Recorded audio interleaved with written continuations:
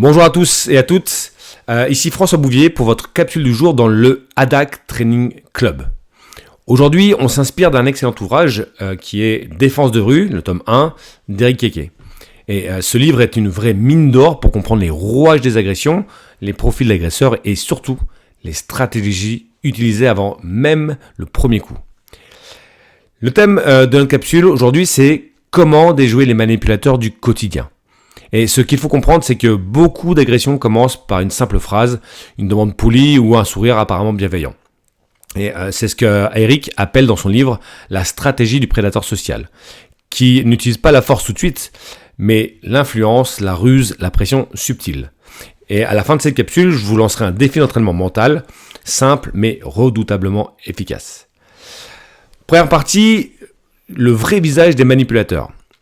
Dans notre imaginaire, un agresseur, c'est souvent quelqu'un de bruyant, de menaçant, voire armé. Mais dans la réalité, un grand nombre de prédateurs commencent par la manipulation. Pour tester vos failles, sonder vos réactions et gagner du terrain sans que vous vous en rendiez compte. Eric le souligne très bien d'ailleurs dans son livre quand il dit, et je le cite, « Les prédateurs sociaux commencent souvent par un test de soumission. Ils cherchent à savoir si vous allez poser des limites ou non, et si vous ne le faites pas, ils avancent doucement, puis plus fort. » Voici quelques exemples concrets. Une personne qui s'approche dans la rue et vous demande de l'aide de manière insistante, du style « Excusez-moi madame, vous pourriez m'aider juste une minute ? Venez avec moi. » Ou alors un collègue qui vous impose une tâche de dernière minute en jouant sur la culpabilité, du style « Tu sais que t'es la seule ou le seul sur qui je peux compter, hein ?» Ça, c'est assez classique.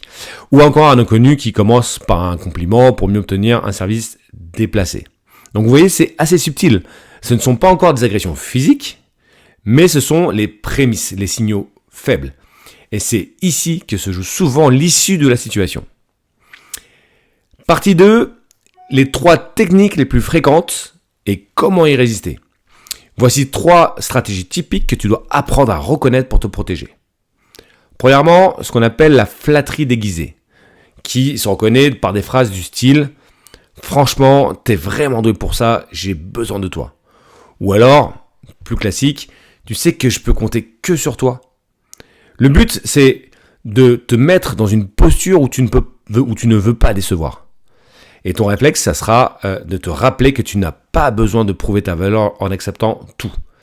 Et d'ailleurs, une réponse possible serait du style je te remercie, mais ce n'est pas possible pour moi cette fois. Deuxième stratégie, la culpabilisation subtile.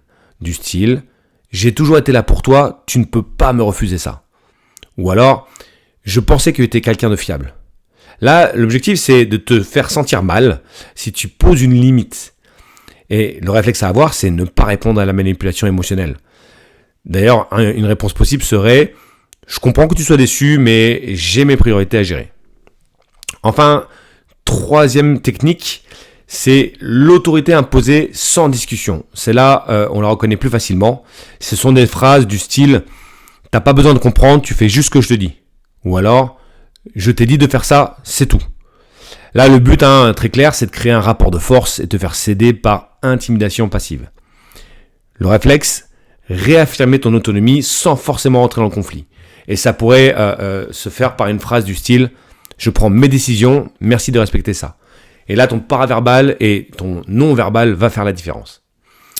Le point commun entre ces 3 techniques, c'est le test de ta solidité intérieure. Je répète, tester ta solidité intérieure. Les transgressions sont des phases de test. Et si tu ne réagis pas, l'autre prendra de plus en plus de place dans ton espace mental, émotionnel, voire physique. Partie 3, le défi du jour. Muscle ton non. Aujourd'hui, je te propose un défi simple et ultra puissant. La prochaine fois qu'on te fait une demande du style, des stratégies que je viens de te dire, au travail, dans la rue ou dans ton entourage, tu prends 3 secondes, c'est rien 3 secondes, hein. Prends 3 secondes avant de répondre et demande-toi, est-ce que j'en ai vraiment envie ? Est-ce que je suis libre de dire non ? Puis, tout simplement, ose dire clairement, poliment, mais sans te justifier le non. Non est une phrase à part entière. Ne te justifie pas, tu verras que de toute façon, on te demandera de te justifier. Et tu verras que ce petit muscle du non, plus tu l'exerces, surtout dans des situations au début à faible enjeu, plus il devient solide. Et tu verras aussi que ceux qui cherchent à manipuler lâchent souvent dès le premier signe de résistance, parce que leur rapport coût-bénéfice ne sera plus bon pour eux. Tu peux ensuite venir partager ton expérience dans le groupe. Qu'est-ce qui a changé pour toi? Qu'as-tu ressenti? Et peut-être as-tu été surpris par ta propre réaction? Voilà, pour finir, retiens bien ceci, la protection personnelle commence bien avant le conflit. Elle commence au moment où tu choisis d'être clair avec toi-même et ferme avec les autres. Comme l'écrit Eric Keke dans son livre Défense de rue, c'est souvent le dialogue, par le ton, par la posture, donc le non-verbal, le paraverbal, que l'on envoie les premiers signaux d'alerte ou de soumission. Alors aujourd'hui, sois ce signal d'alerte, pas pour faire peur, mais pour oser et surtout pour poser ton cadre. On se retrouve très bientôt pour une nouvelle capsule du Training Club.